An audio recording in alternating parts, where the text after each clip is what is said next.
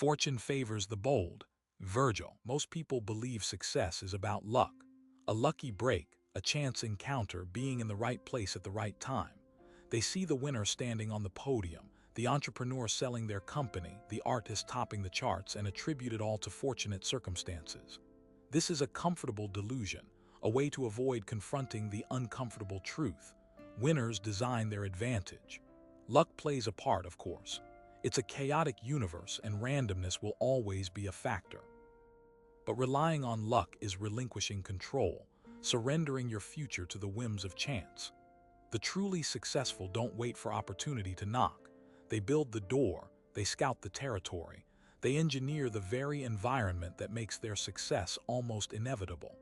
They understand that the long game is won not by fleeting moments of brilliance, but by the consistent application of strategic principles.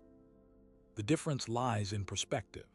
The average person sees the world as a series of isolated events, disconnected incidents that require immediate reaction. They are constantly putting out fires, responding to crises, scrambling to keep up.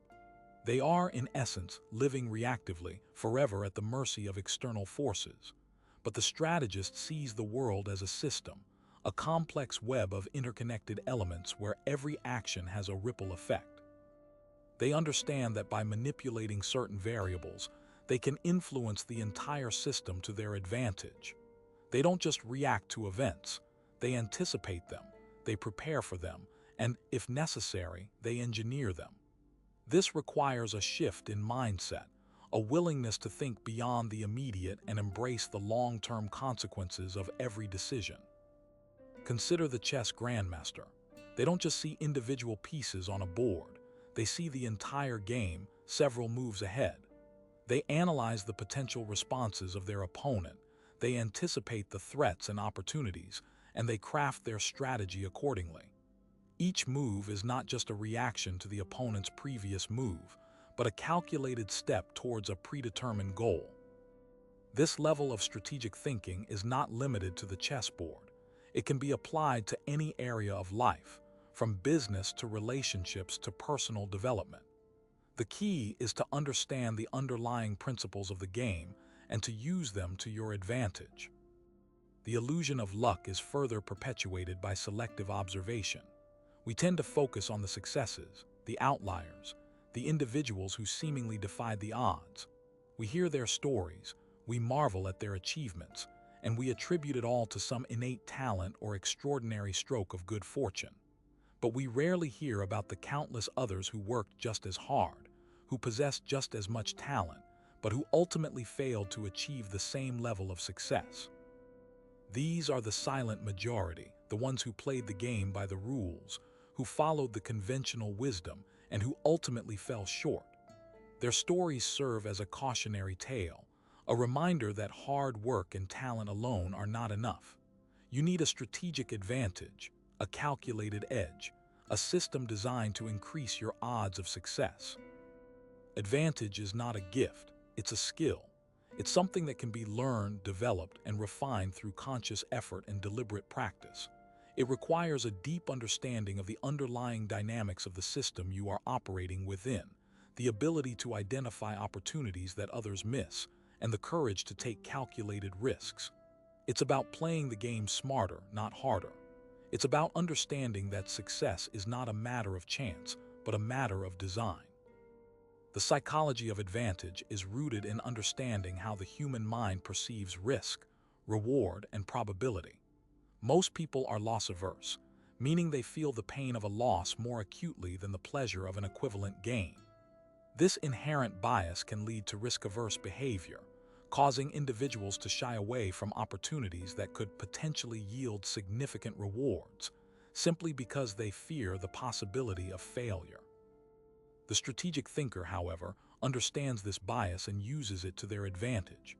They are willing to accept calculated risks, knowing that the potential upside outweighs the downside. They understand that failure is not the opposite of success, but a stepping stone towards it. Each setback provides valuable data, allowing them to refine their strategies and increase their odds of success in the future. Furthermore, emotional reasoning is a major obstacle. Many people make decisions based on feelings and gut reactions. This can lead to impulsive choices that are not in their best long-term interests. A strategically minded person approaches decisions logically, analyzing the available information, identifying potential biases, and weighing the pros and cons before making a move. This requires discipline, objectivity, and the ability to detach oneself from the emotional roller coaster of the moment.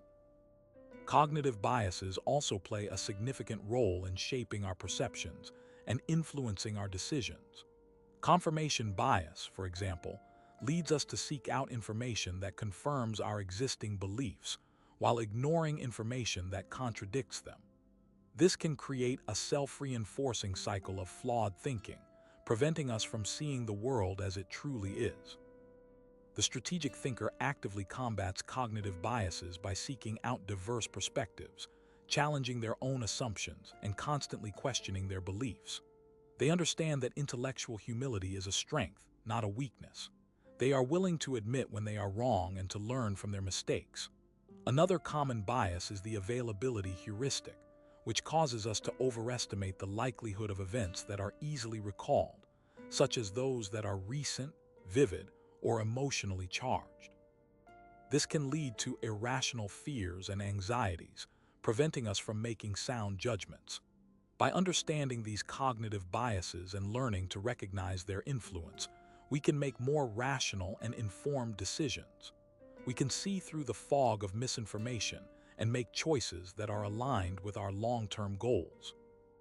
The ability to think in systems and patterns is another key element of the psychology of advantage. Most people tend to focus on individual events or isolated pieces of information. They fail to see the connections between things, the underlying patterns that govern the behavior of complex systems.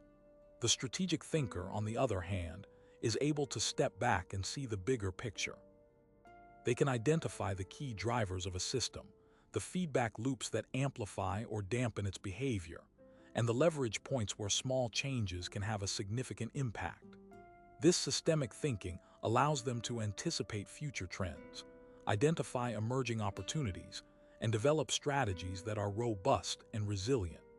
It also enables them to understand the unintended consequences of their actions, minimizing the risk of unforeseen problems. Understanding the game means understanding the second and third order consequences. The amateur sees the immediate impact. The strategist sees the ripple effect. Moreover, the psychology of advantage involves mastering the art of self-control.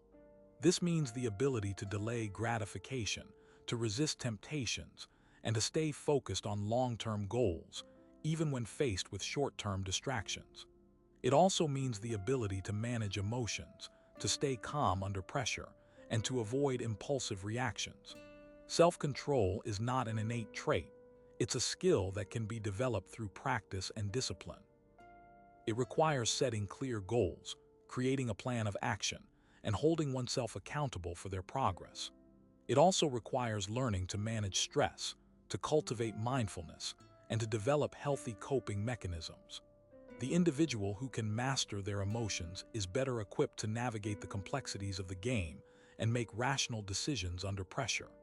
The ability to remain calm and focused in the face of adversity is a critical advantage in any competitive environment. Finally, the psychology of advantage includes cultivating a growth mindset. This is the belief that intelligence and abilities are not fixed traits, but can be developed through effort, learning, and perseverance. People with a growth mindset embrace challenges, see failures as opportunities for growth, and are constantly seeking ways to improve themselves.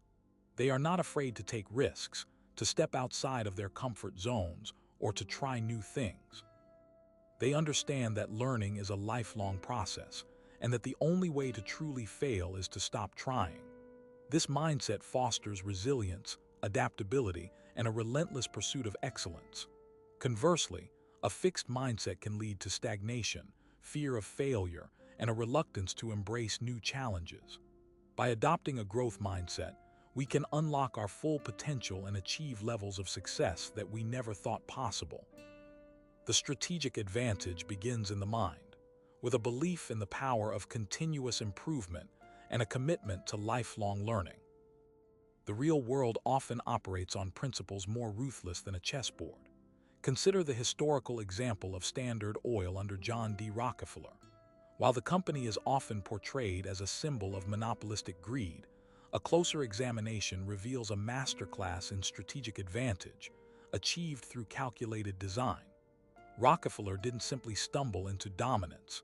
He engineered it, piece by piece, understanding the underlying system of the oil industry better than anyone else. He recognized that control of transportation, the pipelines and railroads, was the key choke point. Rather than focus solely on drilling, a risky and unpredictable venture, he concentrated on refining, where costs could be controlled and efficiency maximized. This allowed him to offer lower prices, undercutting competitors and gradually acquiring their assets. His famous rebates from railroads weren't just about cutting costs. They were about systematically disadvantaging his rivals, many of whom lacked the scale to negotiate similar deals. He wasn't just playing to win in the short term. He was building a system that made it almost impossible for anyone else to compete. This involved understanding the psychology of his competitors. Many were independent operators, emotionally attached to their wells and resistant to the idea of selling. Rockefeller exploited this, patiently waiting for times of economic downturn or individual hardship to acquire these assets at discounted prices. He offered them stability and a future, framing the acquisition as a benevolent act, even though it served his larger strategic goal. This level of strategic foresight extended to his internal operations as well. He implemented rigorous cost accounting systems, tracking expenses down to the penny. This allowed him to identify inefficiencies and optimize processes in ways that his competitors couldn't match. He fostered a culture of continuous improvement, constantly seeking ways to reduce waste and increase productivity. This wasn't just about saving money. It was about creating a sustainable advantage that would be difficult for anyone else to replicate.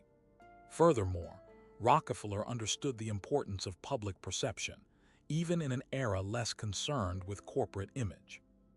He invested heavily in philanthropy, funding educational institutions and medical research.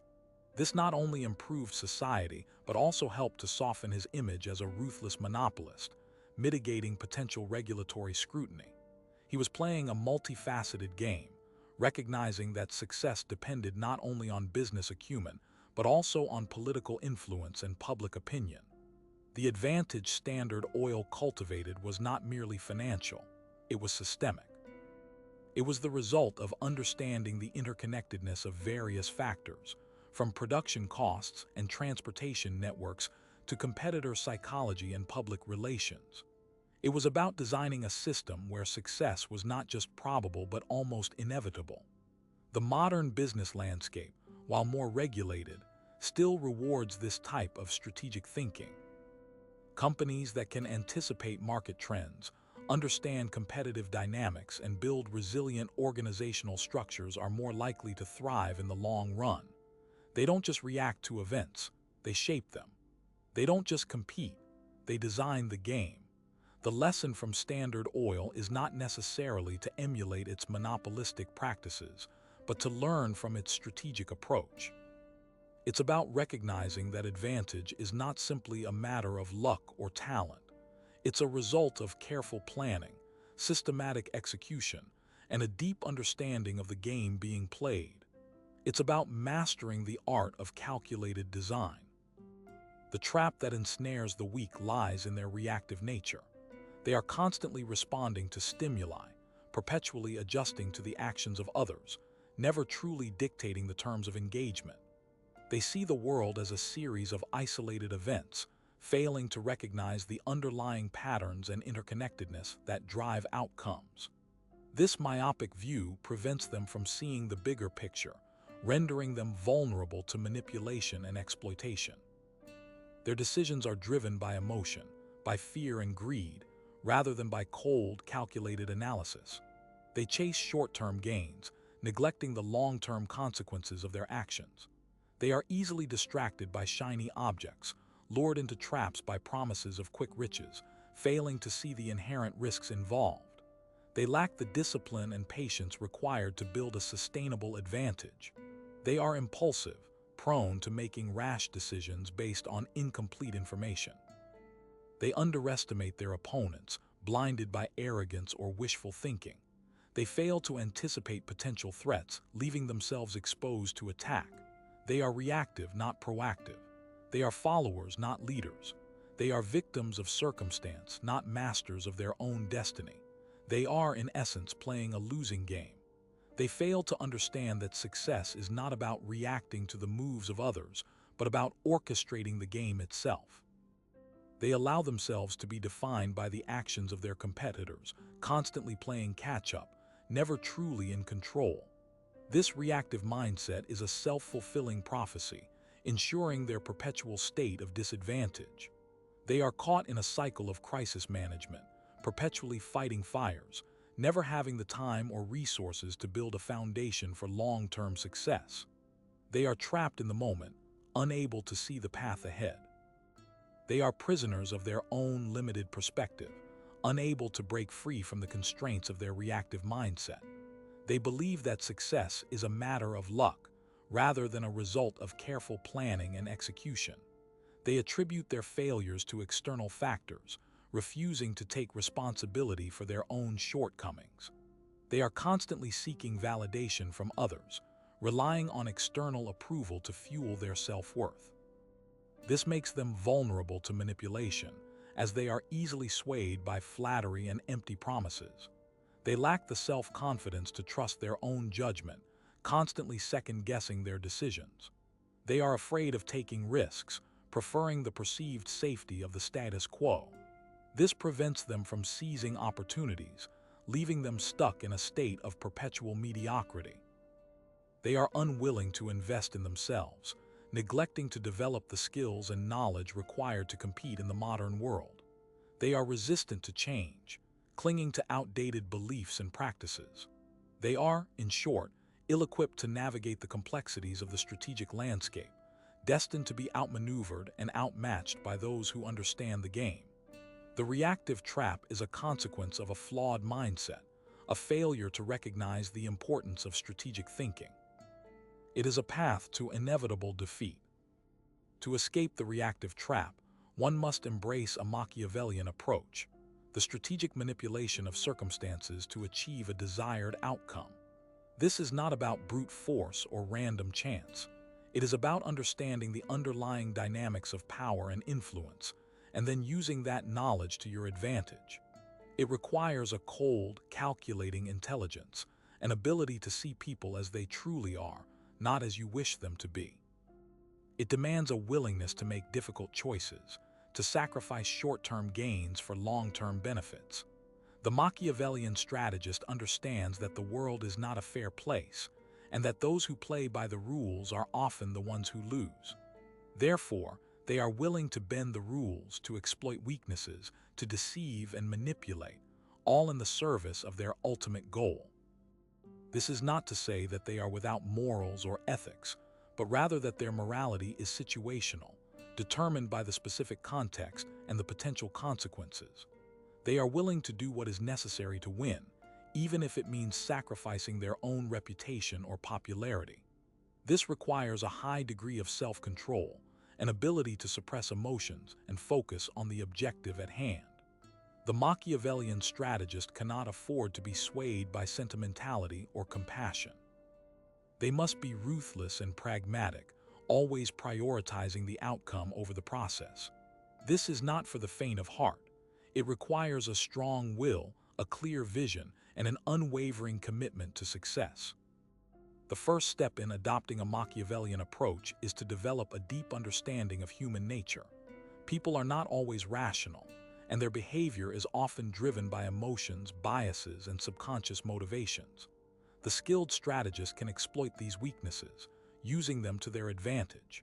This requires careful observation, active listening, and a willingness to see people as they truly are, flaws and all. It means understanding their fears, their desires, and their vulnerabilities. It means knowing what motivates them, what they value, and what they are willing to sacrifice. The Machiavellian strategist is a master of psychology, able to read people like a book and anticipate their actions. They understand that people are often predictable and that their behavior can be influenced through carefully crafted messages and incentives.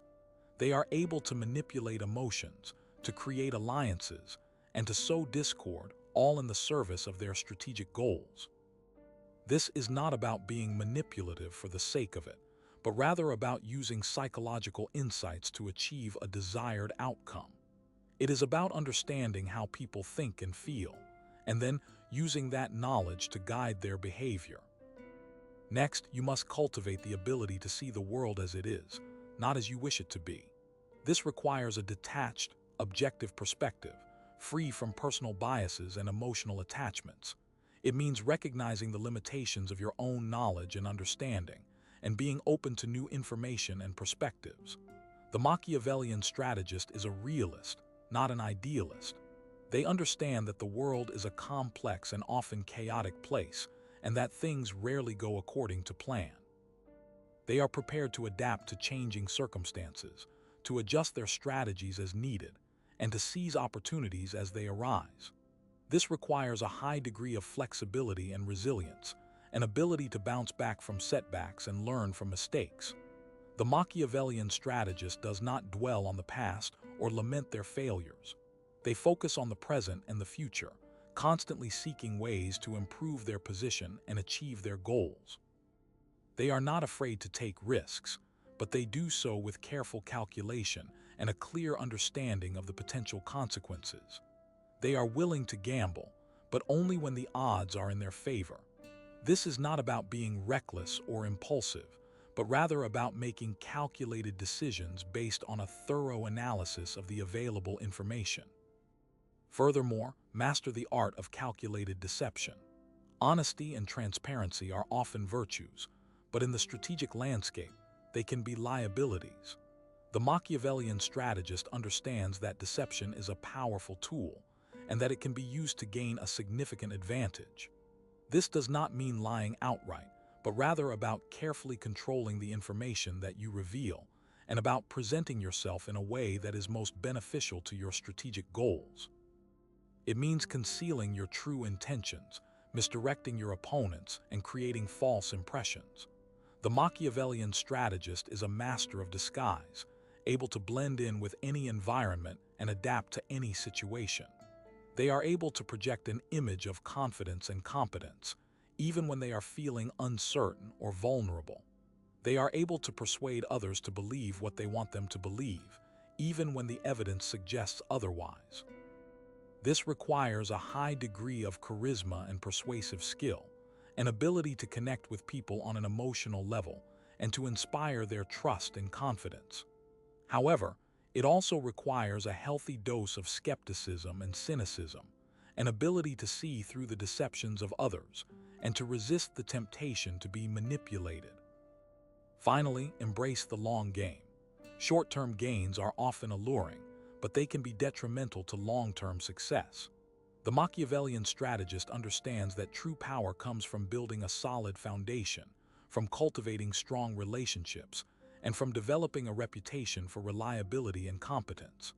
This requires patience, discipline, and a willingness to delay gratification. The Machiavellian strategist is not afraid to sacrifice immediate rewards for future benefits. They are willing to invest in themselves, to develop their skills and knowledge, and to build a network of allies and supporters. They understand that success is not a sprint, but a marathon, and that the key is to pace yourself, to conserve your energy, and to stay focused on the ultimate goal. This requires a clear vision of the future, a strong sense of purpose, and an unwavering commitment to your strategic objectives. The Machiavellian strategist is not easily discouraged by setbacks or failures. They see them as opportunities for learning and growth, and they use them to refine their strategies and strengthen their resolve. They are relentless in their pursuit of success, and they will not rest until they have achieved their goals. Consider the rise and fall of empires throughout history. Each one, regardless of its specific cultural context, provides a clear illustration of how strategic advantage, deliberately designed and ruthlessly executed, determines ultimate dominance. Take the Roman Empire, for instance. Its military success wasn't simply a matter of brute force. It was built on a foundation of logistical excellence, engineering prowess, and a highly adaptable organizational structure. Roman legions were able to march further, fight longer, and build faster than their rivals because their entire system, from supply lines to command hierarchies, was optimized for conquest. They understood the importance of infrastructure, building roads and aqueducts that not only facilitated military operations, but also fostered economic growth and social cohesion, solidifying their control over conquered territories. The Roman strategy wasn't just about winning battles, it was about creating a system that made winning inevitable. They understood the power of long-term planning, investing in infrastructure and institutions that would last for centuries, ensuring their enduring influence. This is the essence of advantage by design, not merely reacting to circumstances, but proactively shaping them to your benefit. Contrast this with empires that prioritized short-term gains or relied solely on military might. The Mongol Empire, though initially unstoppable, lacked the same systemic depth.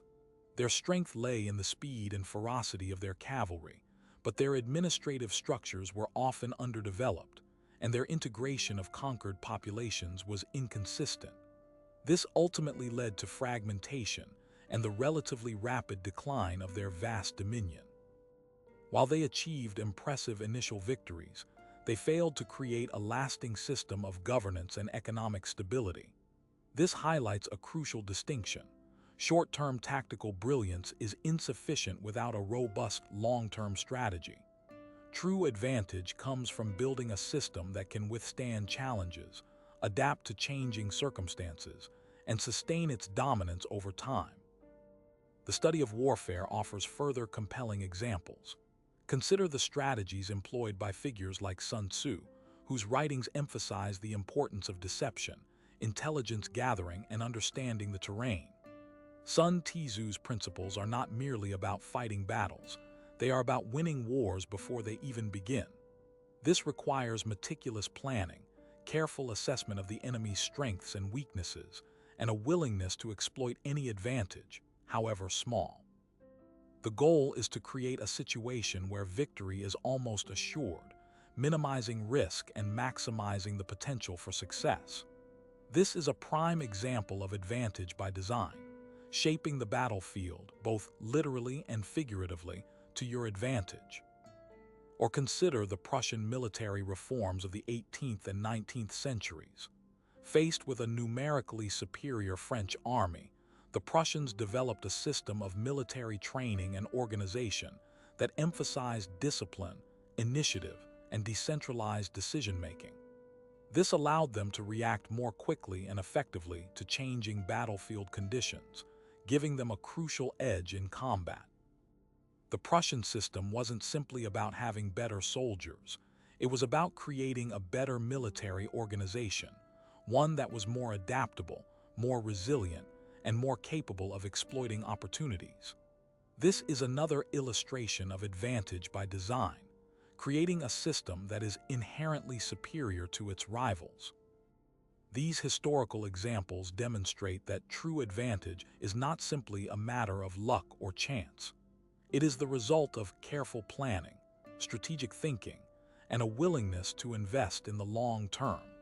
It requires a deep understanding of the underlying systems that govern success, and a commitment to proactively shaping those systems to your advantage.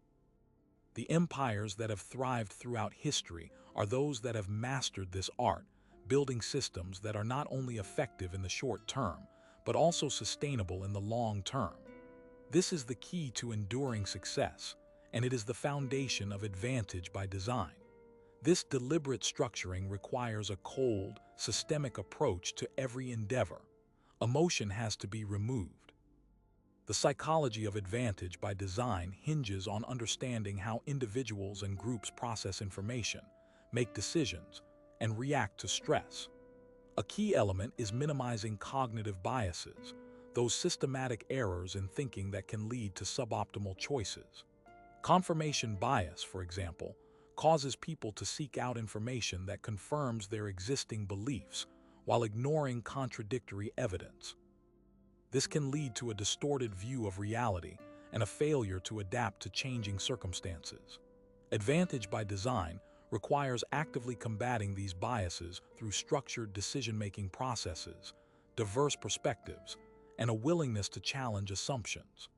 Another critical factor is cultivating a mindset of continuous learning and adaptation. The world is constantly changing, and strategies that were once effective may become obsolete. Therefore, it's essential to create a system that encourages experimentation, feedback, and the rapid incorporation of new knowledge. This means fostering a culture of intellectual humility, where individuals are willing to admit their mistakes and learn from them. It also requires building mechanisms for gathering and analyzing data to identify emerging trends and potential threats. Moreover, advantage by design necessitates understanding the psychological drivers of motivation and performance. People are more likely to be engaged and productive when they feel a sense of purpose, autonomy, and mastery. Therefore, it's important to create a system that aligns individual goals with organizational objectives, empowers individuals to make decisions, and provides opportunities for growth and development. This can be achieved through clear communication, transparent decision-making, and a focus on intrinsic rewards rather than simply extrinsic incentives. In addition, the psychology of competition plays a crucial role. Understanding how your rivals think, anticipate their moves, and exploit their weaknesses is essential for gaining a strategic advantage. This requires developing strong analytical skills, the ability to think several steps ahead, and a willingness to take calculated risks. It also involves understanding the psychological impact of your actions on your opponents and using that knowledge to your advantage. Furthermore, the psychology of resilience is paramount. Setbacks and failures are inevitable, but the ability to bounce back from adversity is a key determinant of long-term success. This requires cultivating a mindset of optimism, perseverance, and adaptability. It also means building strong social support networks and developing coping mechanisms for dealing with stress. A winning system is self-correcting, learning from its errors, and adapting to ever-changing conditions. This is not merely a matter of tactics, but of deep psychological and structural resilience. Systems must be designed with the inevitable failures in mind, and the humans within them must be prepared for them. In order to create a true and lasting advantage, you must engineer the human element itself. Consider the rise and dominance of Amazon under Jeff Bezos. It's a masterclass in advantage by design, built not just on selling books online, but on constructing an entire ecosystem where Amazon perpetually wins. The early focus on customer service, obsessive attention to detail, and willingness to operate at razor-thin margins were not simply good business practices. They were strategic cornerstones. Bezos understood the long game. He wasn't chasing short-term profits, but rather building a massive, self-reinforcing system. The relentless pursuit of efficiency in logistics, the creation of Amazon Prime, and the development of Amazon Web Services were all calculated moves to solidify Amazon's position and make it increasingly difficult for competitors to challenge. The psychology here is critical. Bezos cultivated a culture of day one, a mindset that constantly challenged employees to think like a startup, to be perpetually dissatisfied with the status quo, and to relentlessly innovate. This internal pressure created a highly adaptable and aggressive organization, constantly seeking new opportunities and disrupting existing markets. Furthermore, Bezos understood the power of data.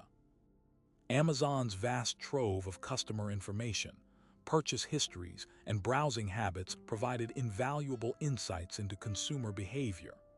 This data was used to personalize the shopping experience, recommend products, and target advertising, creating a flywheel effect where more data led to better personalization, which in turn led to more sales and more data.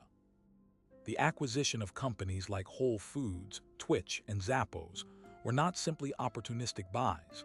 They were strategic expansions into new markets and capabilities. Each acquisition added another layer to Amazon's ecosystem, further diversifying its revenue streams and strengthening its overall position. The ruthless efficiency of Amazon's operations, often criticized for its impact on workers, was a deliberate part of the design. By squeezing suppliers, automating processes, and optimizing logistics, Amazon was able to offer lower prices than its competitors, attracting more customers and driving down costs even further. This created a virtuous cycle, where scale led to efficiency, which led to lower prices, which led to more scale. The company's treatment of smaller businesses selling on the Amazon marketplace has also been viewed as a means of establishing dominance. By collecting data on successful products and then launching competing versions under the Amazon Basics brand, the company essentially exploited its platform to gain an unfair advantage. This illustrates the calculated ruthlessness that is often necessary to build a truly dominant system. Finally, Bezos understood the importance of narrative. He cultivated a public image of Amazon as a customer-centric, innovative, and forward-thinking company. This narrative helped to attract investors, recruit talent, and build brand loyalty. It also shielded Amazon from some of the criticism leveled against it for its labor practices and competitive tactics. The Amazon story is not just one of entrepreneurial success. It's a case study in strategic advantage by design. It's a demonstration of how a company can build a self-reinforcing system that perpetually wins, not just by being good at what it does, but by meticulously engineering every aspect of its operations, culture, and narrative. It's a blueprint for creating a truly dominant player in any industry. Advantage by design is not merely about optimizing individual components. It is about orchestrating a symphony of interlocking elements, each reinforcing the others in a self-perpetuating cycle of dominance. It requires a relentless focus on the long game, a willingness to sacrifice short-term gains for long-term strategic advantage. This is not about reacting to the market. It's about shaping the market to your will. The most powerful systems are not built on luck or talent alone, but on a deep understanding of human behavior, market dynamics, and the subtle art of manipulation. Consider the power of perception. A carefully crafted narrative can shape public opinion, influence investor confidence, and even sway regulatory decisions. Control the narrative, and you control the battlefield. This extends beyond mere public relations. It involves actively shaping the discourse, framing the debate, and controlling the flow of information. It is about creating a reality that favors your agenda. Look at the manipulation of network effects. By creating platforms that connect users, companies can build powerful ecosystems that lock in customers and make it difficult for competitors to enter the market. The more users join the platform, the more valuable it becomes, creating a self-reinforcing loop of growth and dominance. This is not about providing a superior product or service. It's about creating a system that is inherently difficult to compete with, regardless of the quality of the alternative. The psychology of scarcity can also be exploited. By creating artificial shortages, companies can drive up demand and increase prices. This is not about providing real value to customers. It's about manipulating their emotions and exploiting their fear of missing out. The diamond industry, for example, has been built on the carefully cultivated illusion of scarcity, allowing them to maintain artificially high prices for a product that is, in reality, quite abundant. The dark side of advantage by design often involves exploiting vulnerabilities and weaknesses in others. This can range from predatory lending practices to the manipulation of political systems. The goal is always the same: to extract value from others, regardless of the consequences. This requires a certain degree of ruthlessness, a willingness to prioritize your own interests above all else. The pursuit of advantage by design is not for the faint of heart. It requires a cold, calculating mind, a strategic vision, and an unwavering commitment to victory. It's about understanding the rules of the game and then rewriting them to your advantage. It's about building a system that perpetually wins, not just by being good at what you do, but by engineering every aspect of your environment to ensure your dominance. The ultimate expression of advantage by design is the creation of a system so powerful, so self-reinforcing, that it becomes virtually impossible to defeat. This is the holy grail of strategic thinking, the ultimate expression of mastery. It requires not just intelligence, but also a deep understanding of human nature, a willingness to take risks, and a relentless pursuit of power. Advantage by design demands a complete understanding of leverage, identifying the points of maximum impact where minimal effort yields the greatest return. This is not about brute force. It's about precision and efficiency. It's about finding the weaknesses in your opponent's systems and exploiting them to your advantage. It's about understanding the flow of information and manipulating it to your benefit. This is the art of strategic warfare, where every move is calculated, every risk is assessed, and every advantage is exploited to the fullest extent. It is about preemptive action, anticipating your opponent's moves and countering them before they even happen. It's about creating a system that is not just reactive but proactive, constantly adapting and evolving to stay one step ahead of the competition. The ethical considerations are often secondary. The pursuit of advantage by design is often a zero-sum game, where one person's gain is another person's loss. This requires a willingness to make difficult choices, to sacrifice the interests of others for your own benefit. It is about accepting the harsh realities of the world and playing the game to win, regardless of the cost. The successful implementation of advantage by design also hinges on the ability to attract and retain talent.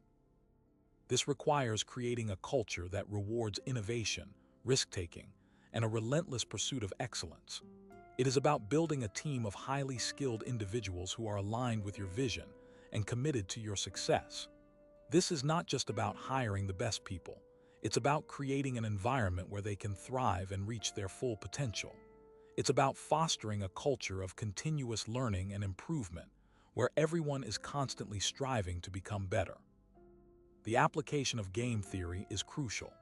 Understanding the dynamics of competition, cooperation, and conflict is essential for making strategic decisions. This requires the ability to analyze situations from multiple perspectives, to anticipate the moves of your opponents, and to develop strategies that maximize your chances of success. It's about understanding the incentives that drive behavior and using them to your advantage. It's about playing the game at a higher level, where every decision is based on a rational analysis of costs and benefits. The most successful practitioners of advantage by design are often those who are able to see the world as a complex system of interconnected parts. They understand that every action has consequences, and they are able to anticipate the ripple effects of their decisions. This requires a high degree of intellectual agility, the ability to think critically, and the willingness to challenge conventional wisdom. It's about seeing the forest for the trees, understanding the big picture, and making decisions that are aligned with your long-term strategic goals. Finally, understand that advantage by design is not a static concept. It is a dynamic process that requires constant adaptation and evolution. The world is constantly changing, and you must be willing to adapt your strategies to stay ahead of the curve. This requires a willingness to experiment, to take risks, and to learn from your mistakes. It's about embracing change and using it to your advantage. It's about constantly seeking